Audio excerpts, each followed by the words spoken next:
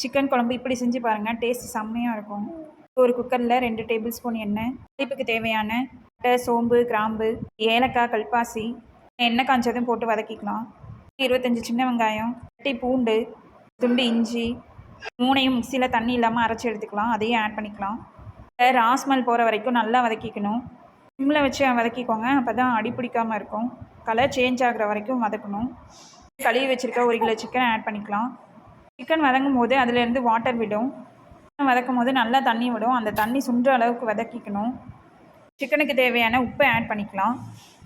கறியில் இருக்க தண்ணி நல்லா வதங்கினா தான் அதோட ராஸ்மல் வராமல் இருக்கும் குழம்புல.